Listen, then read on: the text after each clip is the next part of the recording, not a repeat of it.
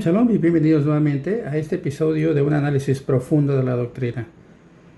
En esta lección hablaré del pecado y lo que la palabra de Dios define como pecado, aunque en realidad, tenemos ya una definición genérica que se encuentra en 1 de Juan capítulo 3, verso 4, hablando, por supuesto, Juan. A la iglesia el texto nos dice lo siguiente: todo aquel que comete pecado infringe también la ley, pues el pecado es la infracción de la ley. Naturalmente, Juan está hablando de la ley de Dios, y aunque todos entendemos que hay diferentes niveles de ley, por ejemplo la ley humana y la ley de Dios, todos estamos de acuerdo que cuando infringimos cualquiera de estas leyes, ya sea de una manera terrenal o celestial, nos convertimos en transgresores de esta ley, y por supuesto habrá un castigo, una multa o una consecuencia a cualquiera de las infracciones que cometemos a la ley. La palabra original que se utiliza en la Biblia para describir esa acción que va en contra de alguna ley, en este caso terrenal o divina, es la palabra hatá. Hatá fue traducida al español como pecado. Y aunque la palabra pecado no define realmente lo que la verdadera palabra quiere decir, nos damos hoy cuenta que hatá en hebreo o pecado al español tiene la misma connotación y normalmente tiene dos definiciones. La número 1 es no darle al blanco y la número 2 es cerrarlo.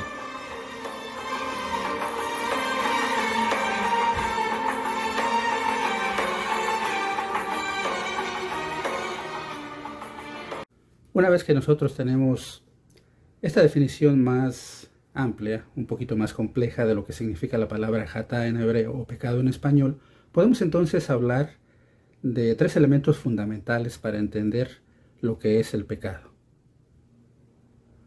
El pecado va a tener tres elementos. El primero es la gravedad, el segundo es la frecuencia y finalmente la intención. Si nosotros entendemos el pecado y aplicamos estos tres elementos cada vez que erramos o no le damos al blanco, vamos a tener una idea más clara de lo que estamos haciendo, si es correcto o incorrecto, es un pecado bastante grave o no.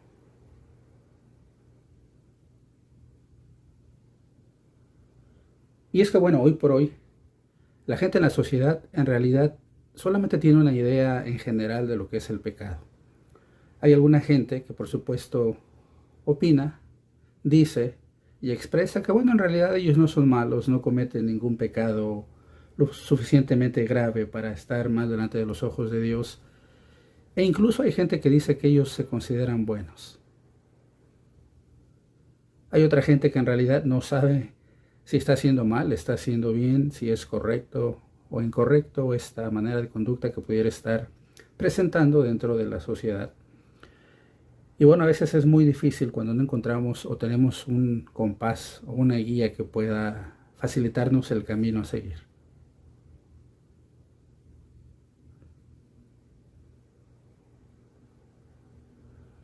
El apóstol Pablo, hablando a la iglesia de Roma, en el capítulo 7 del libro que lleva ese nombre, la carta a los Romanos, del versículo 19 al 23, en la versión bíblica, la nueva versión internacional, nos dice lo siguiente hablando de esta palabra importante que estamos estudiando, que es el pecado. La palabra de Dios dice de esta manera: de hecho, no hago el bien que quiero, sino el mal que no quiero. Y si hago lo que no quiero, ya no soy yo quien lo hace, sino el pecado que habita en mí. Así que descubro esta ley, que cuando quiero hacer el bien, me acompaña el mal, porque en lo íntimo de mi ser me deleito en la ley de Dios. Pero me doy cuenta de que en los miembros de mi cuerpo hay otra ley, que es la ley del pecado. Pablo continúa diciendo: esta ley lucha contra la ley de mi mente y me tiene cautivo. Pablo nos da una clara descripción de que en muchos de los casos las pasiones, los deseos son mucho más fuertes y A veces la inercia de la sociedad, de la vida, de la cultura en la que vivimos, de la modalidad que existe es mucho más fuerte que esos valores que nos pudieran haber inculcados nuestros padres.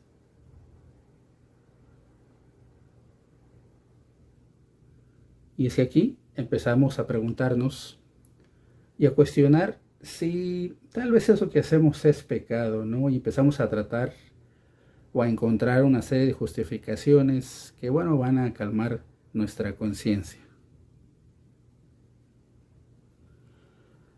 La definición de la palabra de Dios de lo que es pecado dice de la siguiente manera: todo aquel que comete pecado infringe también la ley, pues el pecado es infracción de la ley.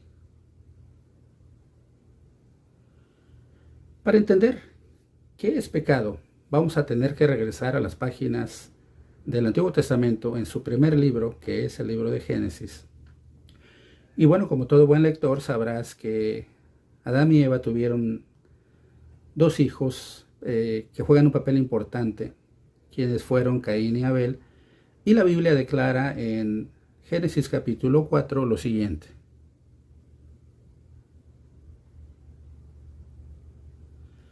Abel se dedicó a pastorear ovejas, mientras que Caín se dedicó a trabajar la tierra. Tiempo después, Caín presentó al Señor una ofrenda del fruto de la tierra. Abel también presentó al Señor lo mejor de su rebaño, es decir, los primogénitos con su grasa. Y el Señor miró con agrado a Abel y a su ofrenda, pero no miró a Caín ni a su ofrenda. Por eso Caín se enfureció y andaba cabizbajo. Entonces el Señor le dijo: ¿por qué estás tan enojado? ¿Por qué andas cabizbajo? Si hicieras lo bueno, podrías andar con la frente en alto.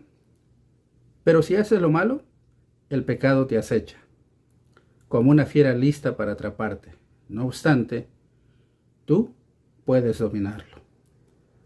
Y aquí, a través de la Nueva Versión Internacional de la Biblia, nos damos cuenta que los traductores de esta versión capturaron en esencia, en realidad, la definición del pecado, que se asemeja, figurativamente hablando, por supuesto, a una fiera lista para atrapar al ser humano. Una fiera que va a estar ahí presente en todo momento y que, como decía Pablo, hablando de los Romanos en su capítulo 7, bueno, esta inercia, esta fuerza captura al hombre de tal manera que el hombre a veces no puede controlar las pasiones que pudieran vivir en él. De hecho, dentro del judaísmo hay una anécdota que nos cuenta que en una ronda de hombres sabios se preguntaban quién era el más fuerte de todos los hombres. Naturalmente hubo muchas opiniones de quién era la persona o el individuo más fuerte, y resultó que todos llegaron a la conclusión que la persona más fuerte es aquella que es capaz de dominar sus propias pasiones. Es decir, lo mismo que nos presenta Génesis, aquí en este capítulo 4, en su último versículo, que nos dice que el pecado acecha al ser humano como una fiera lista para atraparlo. Sin embargo, el ser humano tiene la capacidad, tiene la habilidad y tiene la última palabra y decide qué camino tomar. El ser humano, a pesar de que Dios le dio ciertas leyes al principio que no están escritas y que más que nada fueron leyes orales, perdió en sí la dirección moral, emocional y espiritual que Dios esperaba de la gente de aquel entonces. El apóstol Pablo nos dice, hablando de esta gente, en Romanos capítulo 1, lo siguiente: a pesar de haber conocido a Dios, no le glorificaron como a Dios, ni le dieron gracias, sino que se extraviaron en sus inútiles razonamientos y se les oscureció su insensato corazón. Verso 22. Aunque afirmaban ser sabios, se volvieron necios y cambiaron la gloria del Dios inmortal por imágenes que eran réplicas del hombre mortal, de las aves, de los cuadrúpedos y de los reptiles. Verso 24. Por eso Dios los entregó a malos deseos de sus corazones, que conducen a la impureza sexual, de modo que degradaron sus cuerpos los unos con los otros, Cambiaron, dice el verso 25, la verdad de Dios por la mentira, adorando y sirviendo a los seres creados antes que al Creador, quien es bendito por siempre. Amén. Verso 26. Por tanto, Dios los entregó a pasiones vergonzosas. En efecto, las mujeres cambiaron las relaciones naturales por las que van contra la naturaleza. Asimismo, dice el verso 27, los hombres dejaron las relaciones naturales con la mujer y se encendieron en pasiones lujuriosas los unos con los otros. Hombres con hombres cometieron actos indecentes y en sí mismos recibieron el castigo que merecía su perversión. Además, dice el verso 28, como estimaron que no valía la pena tomar en cuenta el conocimiento de Dios, Él a su vez los entregó a la depravación mental, para que hicieran lo que no debían hacer. Verso 29. Se han llenado de toda clase de maldad, perversidad, avaricia y depravación. Están repletos de envidia, homicidios, disensiones, engaño y malicia. Son chismosos. Verso 30. Calumniadores, enemigos de Dios, insolentes, soberbios y arrogantes, se ingenian maldades, rebelan contra sus padres. Verso 31. Son insensatos, desleales, insensibles, despiadados. Verso 32. Saben bien que, según el justo decreto de Dios, quienes practican tales cosas merecen la muerte. Sin embargo, no solo siguen practicándolas, sino que incluso aprueban a quien las practican. Esta lectura ha sido Romanos capítulo 1, del verso 21 hasta el verso 32 en su nueva versión internacional. Y bueno, el cuadro que nos pinta aquí la Sagrada Escritura, hablando de la gente del pasado, de la gente de la época de Noé, en realidad no difiere mucho de la gente hoy en día, ya que bueno, este estilo de vida, estas prácticas, siguen tan fuertes y tan vigentes como en aquel entonces.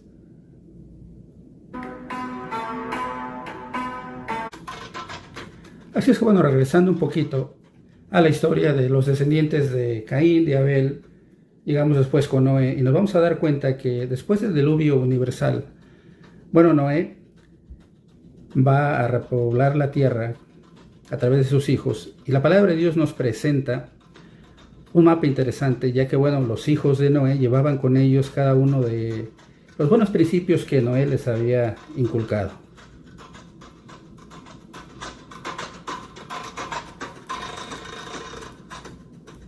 Así es que bueno, a través de este mapa ustedes pueden darse cuenta, aquí marcado claramente, a dónde se esparcieron los hijos de Noé en el tiempo de aquel entonces, para que nos demos cuenta que bueno, cada uno de ellos llevó esa semilla del bien, y claro, la semilla del mal estaba en manos de cada uno de ellos.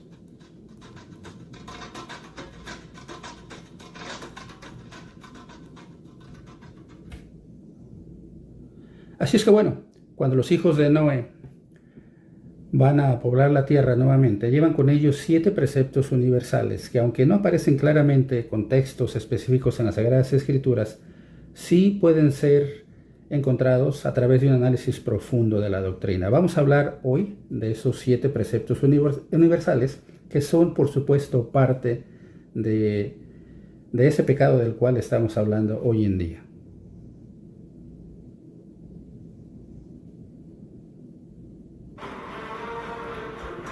Precepto universal número 1. Reconocer a Dios. Es decir, darse cuenta que Dios es único en el universo, es eterno, es infinito y quien es amo del universo al 100%. El estudio, la plegaria y por supuesto la meditación son parte de este mandamiento y de una buena práctica para reconocer que hay un Dios único en el universo. Precepto universal número 2. No blasfemar el nombre de Dios. Simple y sencillamente la gente del ayer, los descendientes de Noé, Sem, Cam y Jafet, sabían naturalmente y por sentido común que al blasfemar el nombre de Dios, el hablar mal de Dios, era algo imperdonable. Precepto universal número 3. No asesinar. Salvar la vida de una persona equivale a salvar un mundo entero. Precepto universal número 4. No robar. El robo tiene varias definiciones o varios matices, y una de ellas es el hurto, que se encuentra en esta categoría y que lo puedes encontrar dentro de los 10 mandamientos que están en el libro de Éxodo capítulo 20. Precepto universal número 5. Abstenerse de las relaciones sexuales prohibidas. Precepto universal número 6. Respetar a las criaturas de Dios. Esto, por supuesto, incluye el sufrimiento necesario a cualquier criatura que Dios formó. Finalmente llegamos al precepto universal número 7. Mantener la justicia. Es decir, establecer cortes de justicia, ya que cuando practicamos la justicia en la sociedad, nos convertimos en socios activos en la creación divina.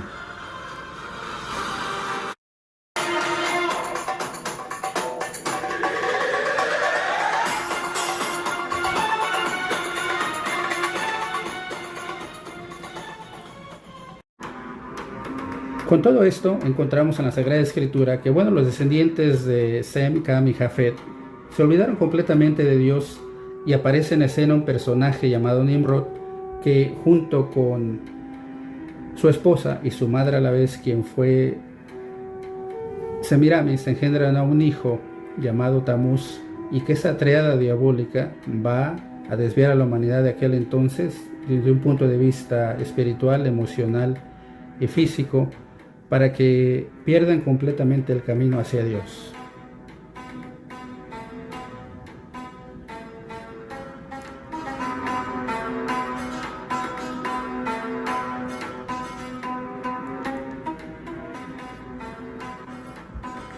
Y de hecho el ser humano, siempre ha tenido ese problema, ya que a partir de la fundación de Babel, que fue una de las ciudades principales que funda Nimrod, pues el hombre ha encontrado un camino lleno de dudas, de incógnitas, de frustraciones, que a veces no lo dejan vivir en paz, y se cumple lo que leímos en Génesis capítulo 4, donde la Nueva Versión Internacional de la palabra, si ustedes recuerdan, nos decía que el pecado se asemeja a esa fiera que está detrás del hombre constantemente y que lo acecha día y noche. Y nos vamos a analizar lo que dice Primera de Juan capítulo 5, versículo 17, en 4 versiones diferentes de la Biblia, para ver si nos pueden dar una imagen completa de lo que es el pecado. Vamos a ver la primera versión, que es la Reina Valera Antigua, y dice así: toda maldad es pecado, mas hay pecado no de muerte. Versión número 2, que es la Reina Valera revisada de 1960, y dice así: toda injusticia es pecado, pero hay pecado no de muerte. Y aquí encontramos nosotros una diferencia muy importante, porque la primera versión nos dice que toda maldad es pecado.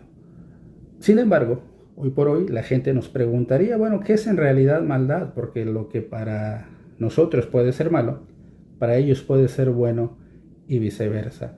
Y esto nos hace recordar lo que nos dice el profeta Isaías en su capítulo número 5, hablando de el estilo de vida de la gente de aquel entonces, y que es un reflejo claro de la sociedad hoy en día.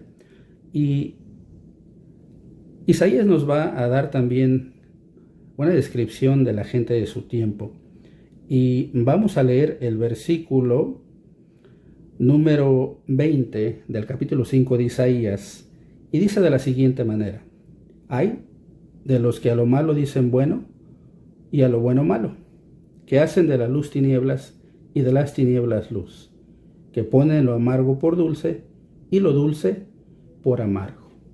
Así es que nosotros analizando este versículo nos podemos dar cuenta que la actitud del ser humano al tratar de definir lo que es bueno y es malo en realidad no ha cambiado mucho a través de los miles de años que hemos vivido sobre la tierra. La gente, antes como hoy, trata de buscar una justificación a aquellas prácticas y estilos de vida que están lejos y fuera de la ley de Dios. Pero bueno, regresando nosotros al texto que estamos analizando, que es Primera de Juan 5:17, vamos a leer ahora la tercera versión de este texto, que se encuentra en la Nueva Biblia de un lenguaje actual, y esta dice lo siguiente: toda injusticia es pecado, pero hay pecado que no lleva a la muerte. Finalmente vamos a leer la Nueva Versión Internacional de la Biblia, y esta versión dice lo siguiente: toda injusticia es pecado, pero hay pecado que no lleva a la muerte. Y bueno, 3 de los 4 versículos de diferente versión nos hacen el énfasis de que el pecado es equivalente a la injusticia, y empezamos nosotros a armar este rompecabezas para darnos cuenta que el pecado es un sinónimo de la injusticia, y que Dios, a través de su palabra, siempre le ha dado un énfasis especial a la justicia, ya que bueno, a través de toda la Sagrada Escritura encontramos una y otra vez que la justicia es una temática que Dios va a mencionar en la historia del ser humano. Lo menciona en el pasado, lo menciona en el presente y, por supuesto, a un futuro.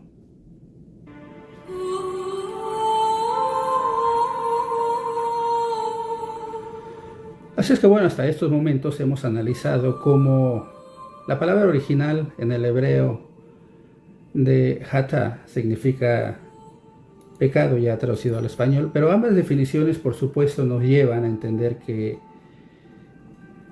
el pecado es el hecho de errar y no darle al blanco, ese blanco que Dios nos ha puesto, y que a través de todas las etapas de la humanidad, el ser humano siempre ha quedado corto a la hora de cumplir con la voluntad de Dios.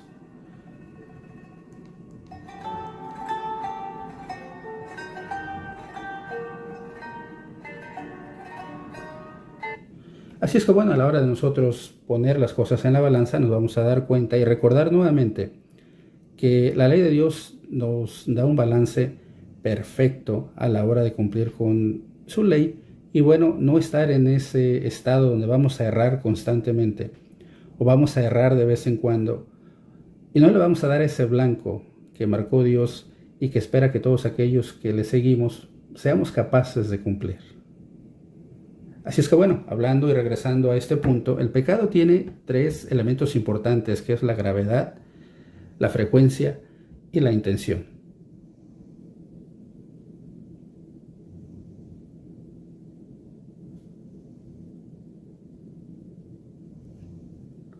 Esto nos va a llevar a otro punto importante.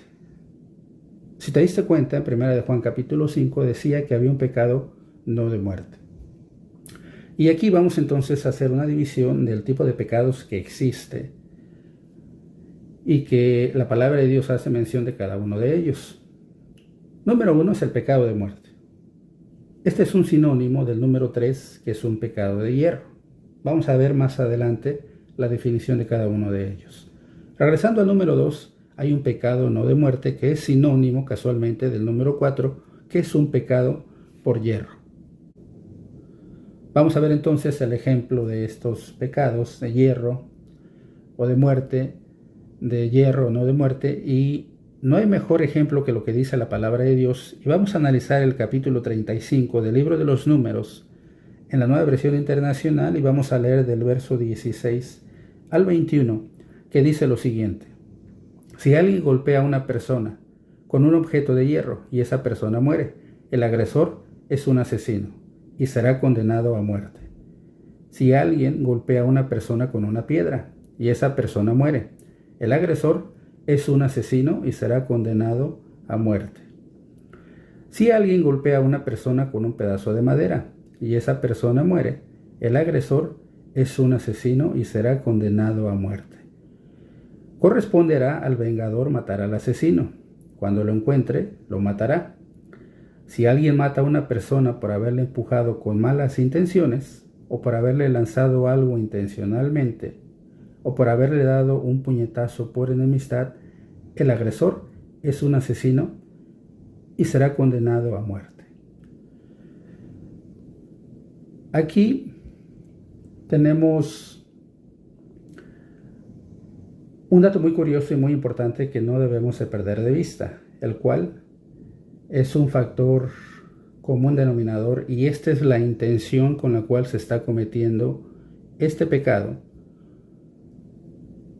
Y Dios declara a través de este pasaje de la palabra que, bueno, en realidad tenemos que juzgar, o los jueces en este caso tendrían que juzgar la intención del crimen que se ha cometido. Veamos ahora la contraparte de esta escena, y vamos a ver ahora lo que nos sigue diciendo el capítulo 35 de este mismo libro, que es Números, verso 22 al 24 en su nueva versión internacional, y este verso dice de la siguiente manera: pero podría ocurrir que alguien sin querer empuje a una persona, o que sin mala intención le lance algún objeto, o que sin darse cuenta le deje caer una piedra y que esa persona muera. Como en este caso ellos no eran enemigos ni hubo intención de hacerle daño, será la comunidad la que, de acuerdo con estas leyes, deberá arbitrar entre el acusado y el vengador. Y bueno, aquí la palabra de Dios nos presenta un caso diferente, donde aquí se hacen las cosas sin tener la mínima intención de haberlo hecho.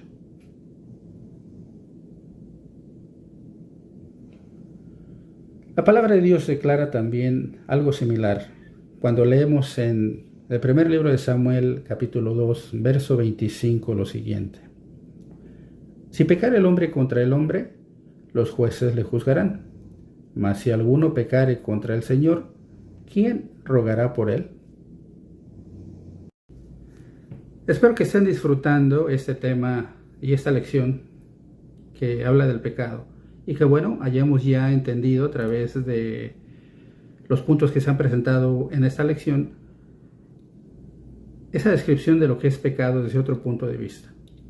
Podríamos citar demasiados textos que encontramos en la palabra de Dios para analizar más a fondo todo esto que tiene que ver con el pecado, pero uno de los propósitos de esta lección es, por supuesto, simplificar la información y solamente entender que, bueno, existen pecados que son perdonables, algunos otros no lo son, y todos aquellos son los pecados de muerte y no de muerte, como lo hemos visto en dos ejemplos.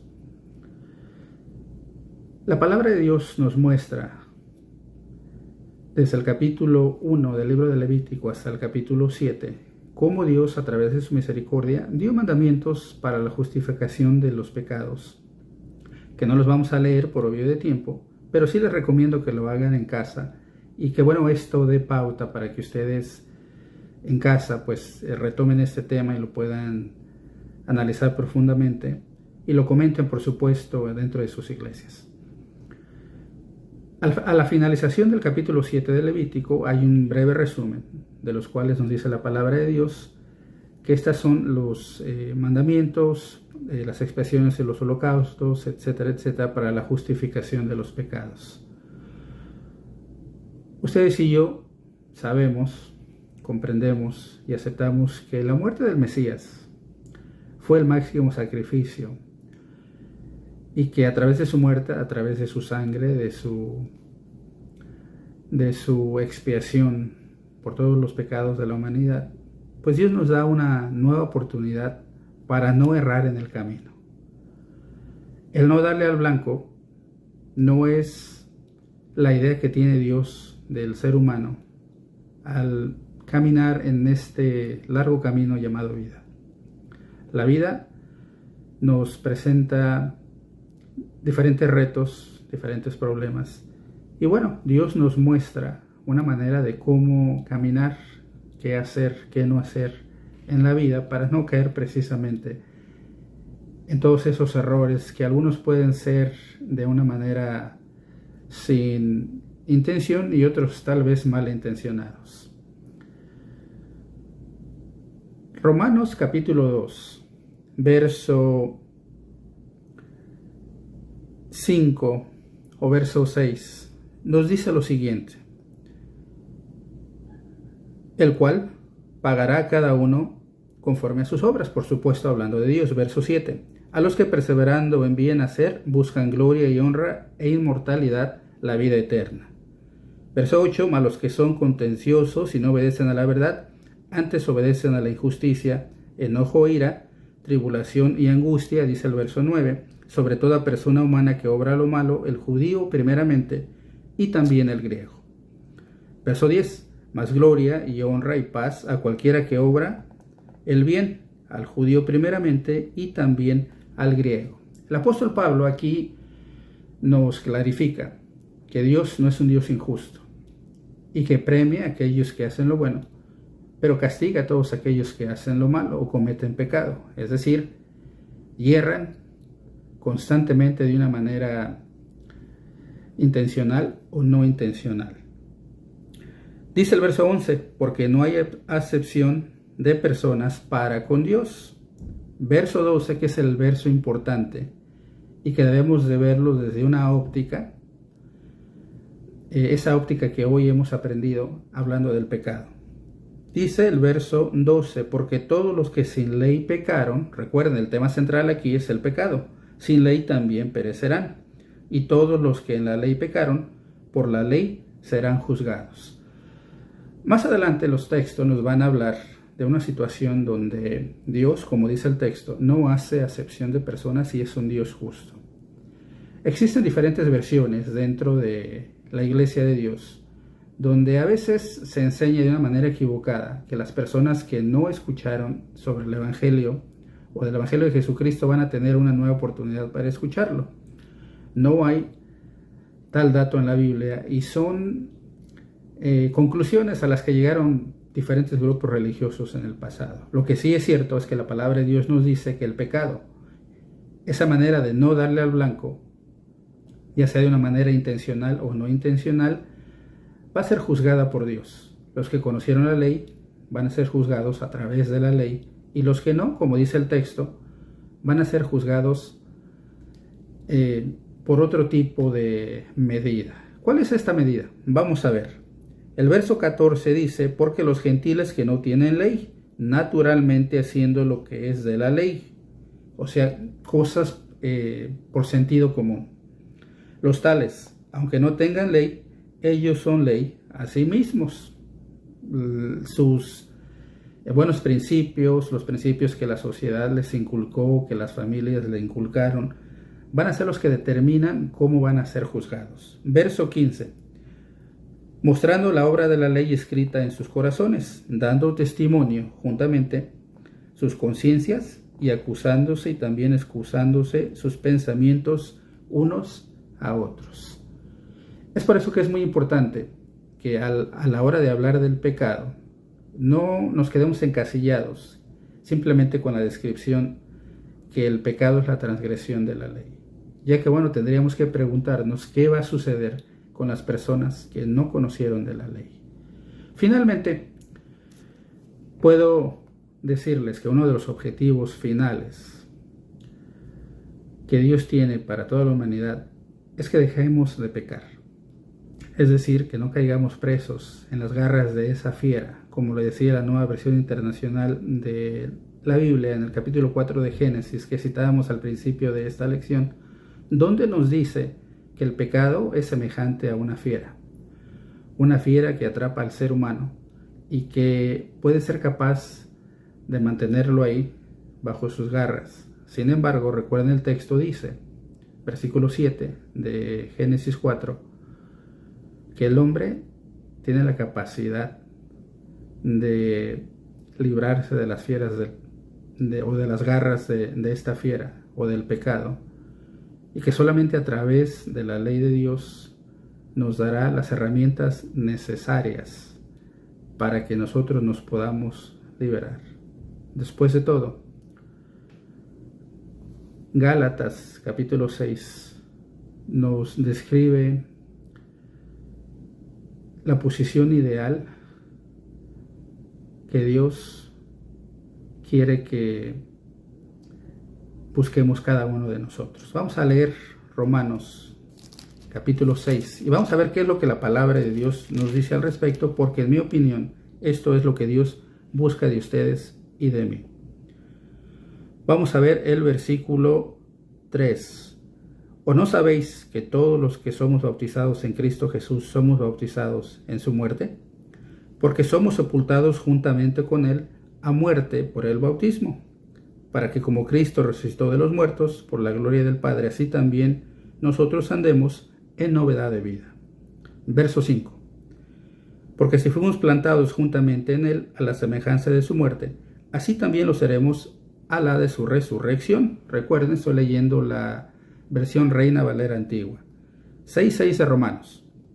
Sabiendo esto, que nuestro viejo hombre juntamente fue crucificado con él, para que el cuerpo del pecado sea deshecho, a fin de que no sirvamos más al pecado. Así es que bueno, esta es una de las razones por las cuales Dios quiere que lo busquemos, le sigamos y cumplamos fielmente con su ley, para que así, a través de la práctica de los mandamientos de Dios, seamos capaces de no ser más esclavos del pecado, sino más bien ser esclavos de Dios Todopoderoso.